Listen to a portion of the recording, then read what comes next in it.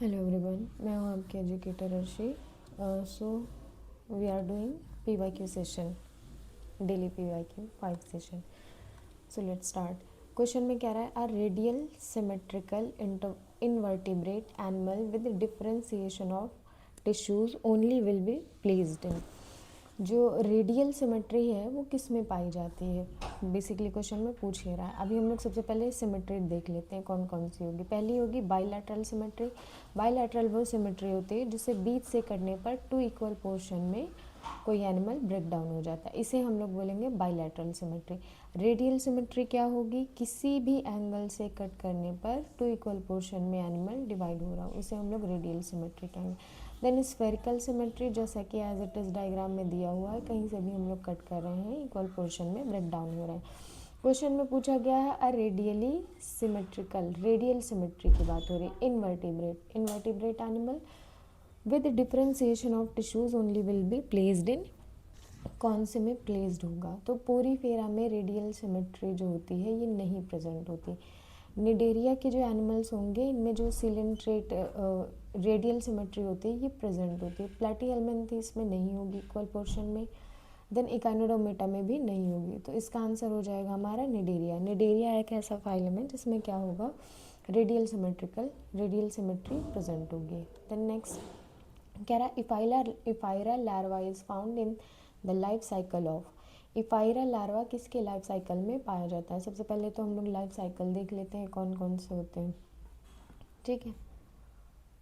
ये हमारा दिया हुआ है ऑरेलिया का लाइफ साइकिल। ऑरेलिया के लाइफ साइकिल में क्या है, ये फीमेल है एंड ये this is male and this is female. This is female, male and female मिले, ये मेल से स्पर्म निकला, ओवा के साथ फर्टिलाइज्ड हुआ, fertilization inside female medusa. Fertilization कहाँ पर होगा, फीमेल के इनसाइड होगा मेड्यूसा में, जाइगोट बना, then 2 cell stage, then 4 cell stage, then blastula stage. फिर आएगी फ्री स्विमिंग प्लानुला लार्वा। जो प्लानुला लार्वा है ये फर्स्ट लार्वा होता है। प्लानुला लार्वा सेटल डाउन हो जाएगा और यंग साइफिस्टोमा बनाएंगे। ये क्या है हमारा सेकेंड स्टेज है। देन यंग स्टोबुला बनेगा, देन अडल्ट स्टोबुला, और क्या होगा बडिंग इफायरा। ये क्या है, इफायरल स्टेज है। इफायरा क्या है, लार्वल स्टेज। इससे क्वेश्चन पूछे जाते हैं इफायरा लार्वा से। ये फ्री इफायरा क्या हो गया, धीरे धीरे करके यहाँ से रिलीज हो जाएंगे और वाटर में सर्कुलेट करेंगे। ये ऑरेलिया का था। देन नेक्स्ट ये वाला डायग्राम हमारा दिया हुआ है ओबिलिया का life cycle.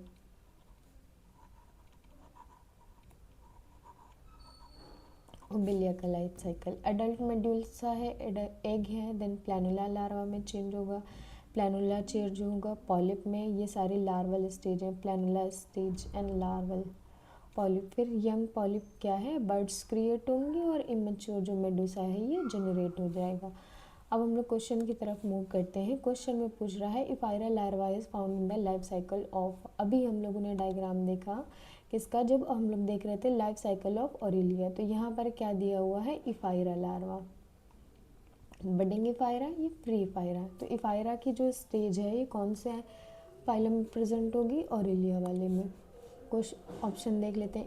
Ephyra larva is found in the life cycle of Aurelia, Obelia, Physalia, Adamsia. तो ऑप्शन हो जाएगा आपका ऑरेलिया। ऑरेलिया लार्वा का एक ये डायग्राम दिया हुआ है आपको और एक ये दिया हुआ है।